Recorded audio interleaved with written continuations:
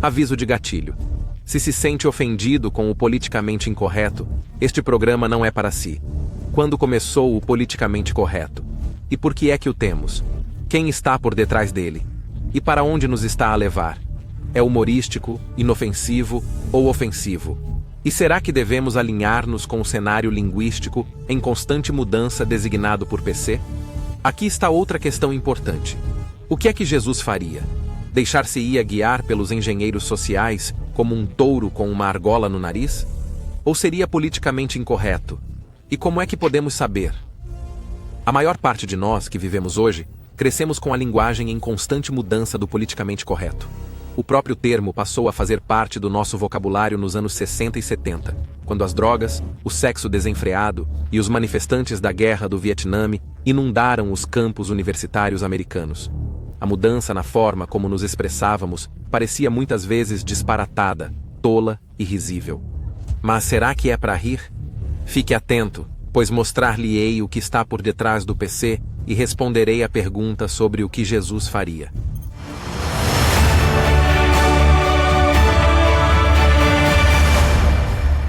Sejam bem-vindos de todos nós aqui no Mundo de Amanhã, onde hoje abordo o tema comumente designado por politicamente correto.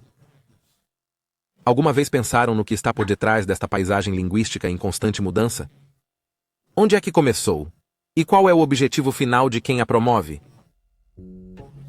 O professor emérito da Universidade de Boston, Angelo Cotevilla, explica que a noção de politicamente correto surgiu entre os comunistas nos anos 30 como um lembrete semi-humorado de que o interesse do partido é ser tratado como uma realidade que está acima da própria realidade. Explica que começou como uma piada entre os membros do Partido Comunista, do tipo: camarada, a tua afirmação é factualmente incorreta. Sim, mas é politicamente correta. O autor conservador Bill Lind fez uma pergunta importante que muito poucos consideram, e ele vê-a holisticamente como parte de um quadro maior. De onde vem tudo isto que ouvimos falar esta manhã? A vítima, o feminismo, o movimento dos direitos dos homossexuais, as estatísticas inventadas, a história reescrita, as mentiras, as exigências, tudo o resto. Lind confirma as bases marxistas-leninistas do PC e avisa que o seu objetivo não tem nada de humorístico. O nome surgiu como uma espécie de piada, literalmente numa banda desenhada, e tendemos ainda a pensar nele como algo meio sério. De facto, é mortalmente sério. É a grande doença do nosso século, a doença que deixou dezenas de milhões de pessoas mortas na Europa, na Rússia, na China, de facto, em todo o mundo. É a doença da ideologia. O PC não tem piada. O PC é mortalmente sério. É um erro pensar no politicamente correto de forma isolada. Faz parte de um movimento político mais vasto, tal como indicado por Cotevilla e Lind. Muitos na América pensam em termos políticos como liberal, significando esquerda, e conservador, significando direita.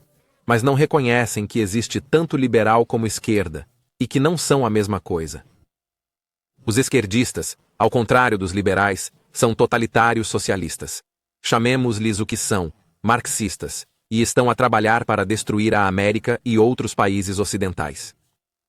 Deveria ser óbvio para qualquer pessoa que tenha uma visão objetiva do que está a acontecer à nossa volta que o seu objetivo é destruir as nações democráticas ocidentais e transformá-las em algo muito diferente das suas raízes. Como explica Kirsten Powers, liberal assumida, em O Silenciamento, como a esquerda está a matar a liberdade de expressão, a esquerda não é liberal, mas iliberal, por vezes designada por progressista. E quem é que não é a favor do progresso?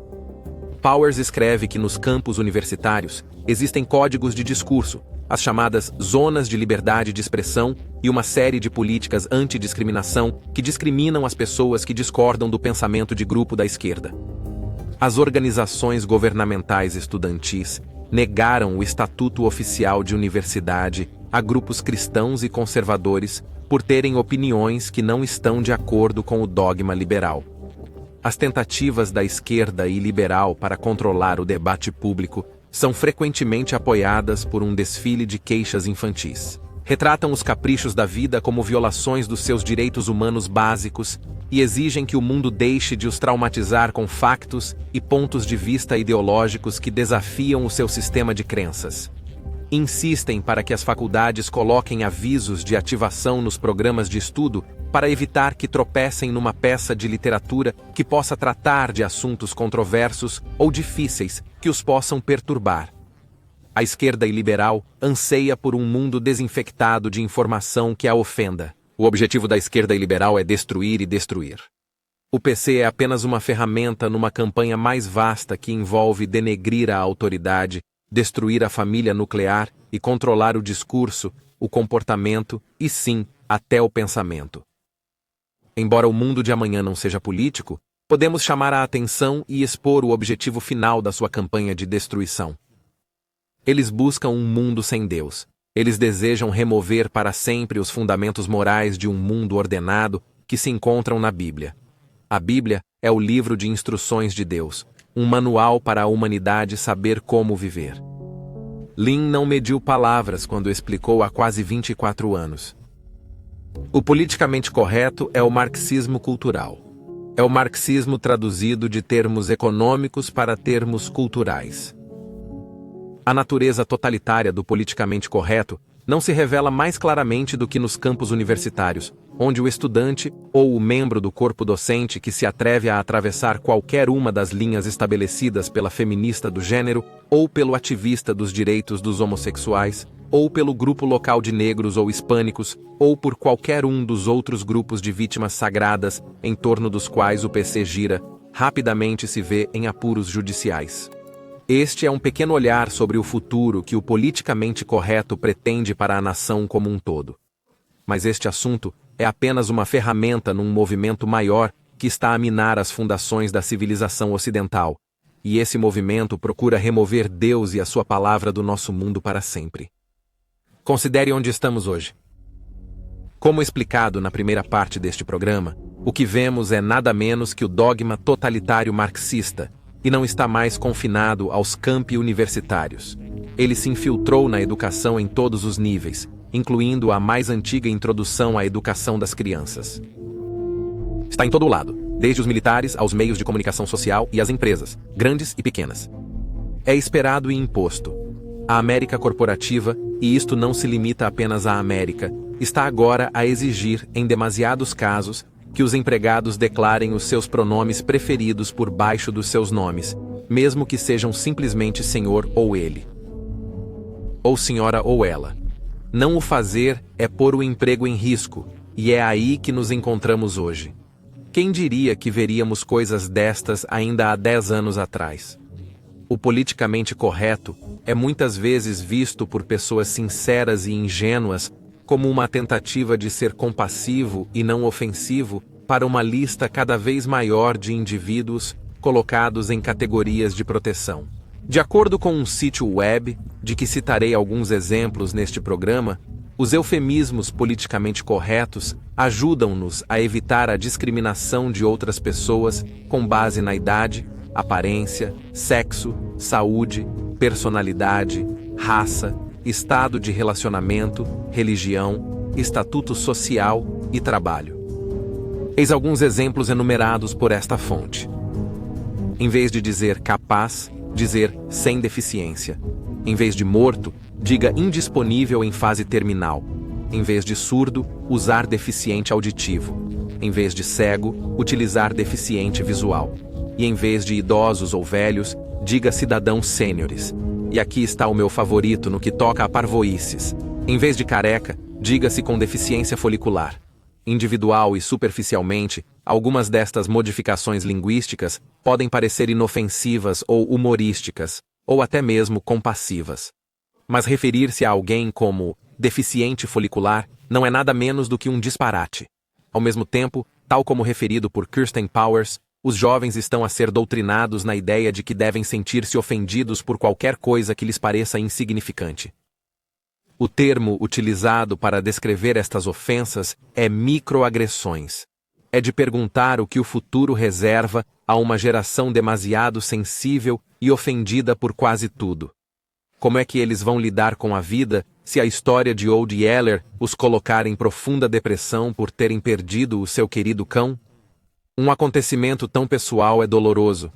Compreendo-o em primeira mão, mas faz parte da vida e, como diz o ditado, a dada altura, ultrapassa-se. Então, por que é que estes engenheiros sociais estão a fazer isto? Qual é o seu objetivo? O Dr. Cotevilla pergunta. Por que é que a esquerda americana exige sempre novas reverências ao PC? Continua a explicar. Em 2012, ninguém teria pensado que a definição do casamento entre um homem e uma mulher, tal como está consagrada na lei dos Essex, Iowa, iria marcar aqueles que o fizessem como motivados por uma psicopatologia culpável chamada homofobia, sujeitos a multas e quase ao estatuto de fora da lei. Note-se a utilização desonesta da linguagem aqui empregue. Quem não concorda com a homossexualidade, seja por que razão for, deve ser fóbico, temeroso. Não é politicamente correto dizê-lo, mas é uma mentira. Cotevilla continua. Só em 2015 ou 2016 é que alguém se lembrou de que obrigar as pessoas com canalização masculina a utilizar as casas de banho públicas reservadas aos homens era um sinal da mesma patologia. Por que é que isto não se tornou parte das exigências do PC anteriormente? Por que é que não existe um cânone de PC que, uma vez preenchido, não necessite de mais adições? Porque o objetivo do PC não é, nem nunca foi, apenas sobre qualquer um dos artigos que impõe, mas sobre a própria imposição. Provavelmente nem todas as pessoas por detrás do politicamente correto são marxistas declarados, mas compreendem que a forma como as pessoas se exprimem linguisticamente altera a forma como pensam. E não sejamos ingênuos, estas pessoas dedicam-se a mudar a forma como você e eu pensamos. Enquanto algumas mudanças parecem humoristicamente disparatadas, outras têm uma razão mais sombria por detrás para virar do avesso todos os valores bíblicos e tradicionais e criar um mundo amoral, onde vale tudo.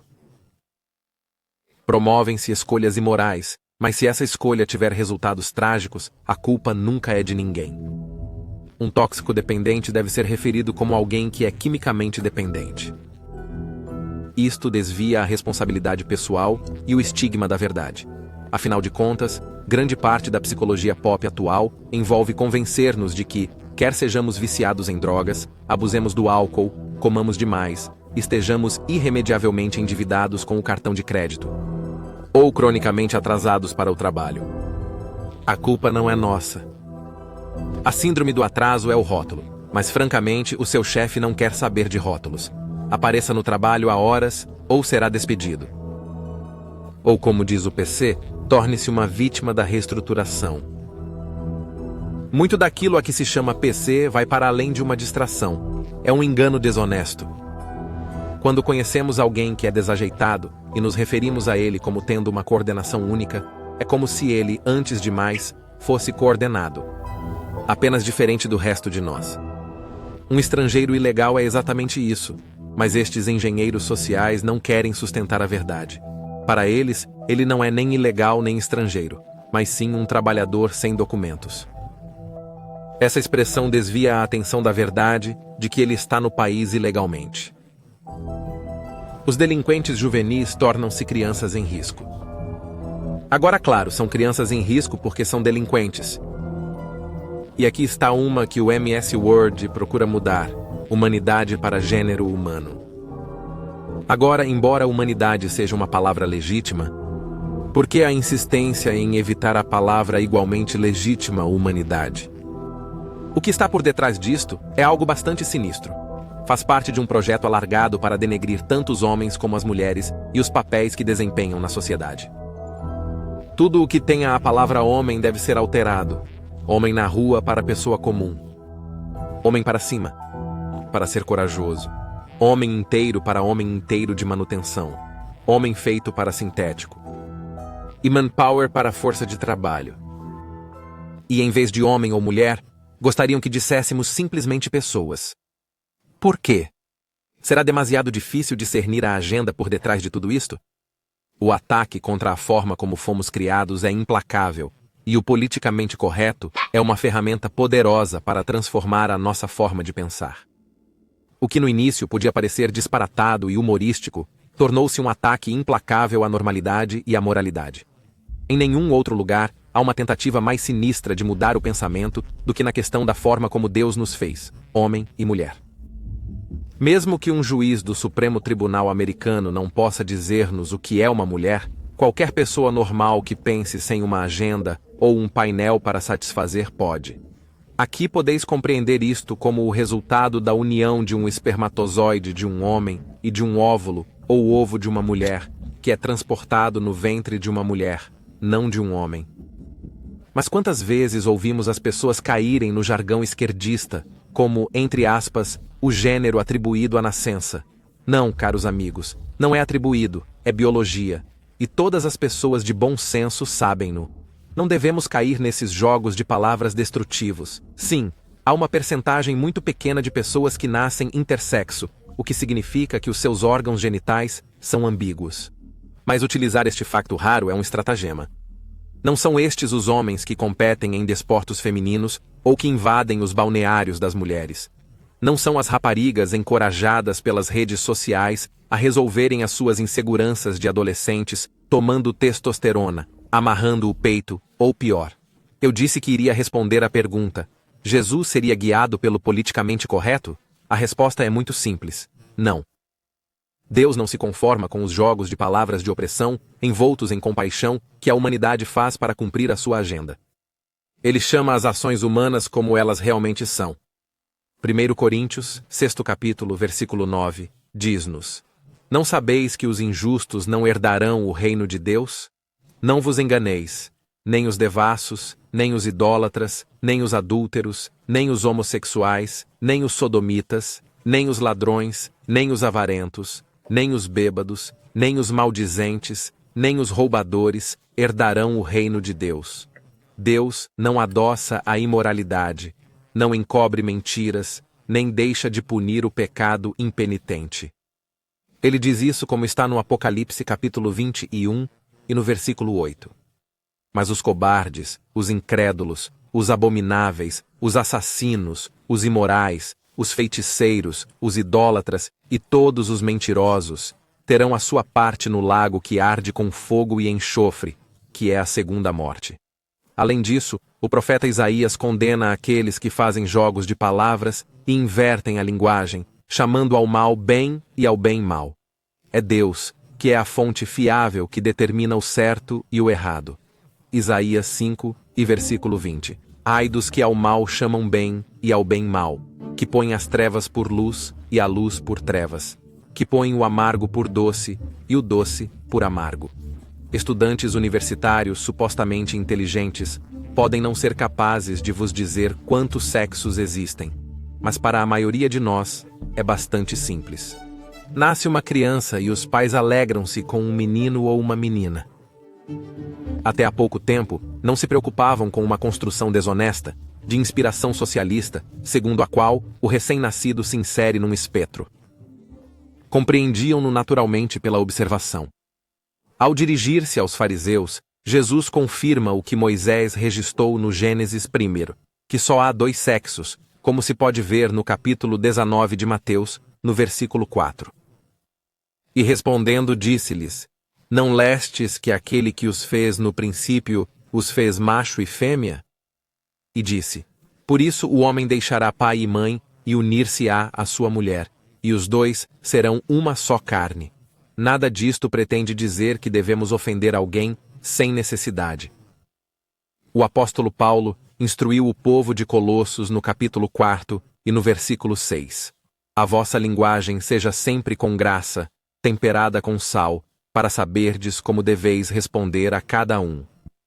E quando Jesus veio e falou na sinagoga da sua cidade natal, Lucas, capítulo 4 e versículo 22, todos lhe davam testemunho e se maravilhavam com as palavras de graça que saíam da sua boca. No entanto, não se coibiu de lhes dizer a verdade. Ele, nem nós, devemos entrar no mundo de fantasia e confusão de alguém. Devemos dizer a verdade. E Jesus nunca se preocupou em agradar aos homens, em passar por cima da verdade, nem em ser politicamente correto. O resultado da sua honestidade para com os da sua terra natal encontra-se alguns versículos mais à frente. Todos os que estavam na sinagoga, ao ouvirem estas coisas, ficaram cheios de ira, e levantando-se, expulsaram-no da cidade. E levaram-no ao cume do monte em que a cidade estava edificada, para o atirarem ao precipício. Sim, por vezes há perigo em falar a verdade, e fazê-lo exige duas coisas: honestidade e coragem. O politicamente correto é visto por muitos como tolo e inofensivo, ou como carinhoso e compassivo. Pode ser tolo, mas não é inofensivo, não é carinhoso e não é compassivo. Satanás é o pai da mentira e deve divertir-se com a piada da festa, camarada. A sua afirmação é factualmente incorreta. Sim, mas é politicamente correta. Quando Bill Lynn concluiu o seu relatório sobre o campus, e isso foi há 24 anos, ele disse: em conclusão, a América, e eu acrescentarei o Canadá, a Austrália, a Nova Zelândia, o Reino Unido e alguns outros países, está hoje a atravessar a maior e mais terrível transformação da sua história. Estamos a tornar-nos um Estado ideológico, um país com uma ideologia oficial imposta pelo poder do Estado. Nos crimes de ódio, temos agora pessoas a cumprir penas de prisão por pensamentos políticos, e o Congresso está agora a avançar para alargar cada vez mais essa categoria. É exatamente o que vimos acontecer na Rússia, na Alemanha, na Itália, na China, e agora está a chegar aqui, e não o reconhecemos porque lhe chamamos politicamente correto e rimos dele. A minha mensagem de hoje é que não tem piada.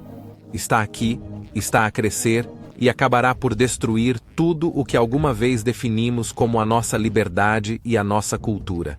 O politicamente correto faz parte de uma agenda mais vasta que está a funcionar hoje em dia. Não há nada de inócuo nisso. Pode não ter existido quando Jesus andou na terra, mas compreenda pelas Escrituras que Jesus e os seus servos não teriam sido vítimas de uma agenda hostil às Escrituras. Espero que tenha tirado proveito deste vídeo. Se o achou útil e quer aprender mais, não deixe de tirar partido de qualquer um dos nossos recursos gratuitos em omundodeamanha.org. Nós, aqui no Mundo de Amanhã, queremos ajudá-lo a compreender o seu mundo através das páginas da Bíblia.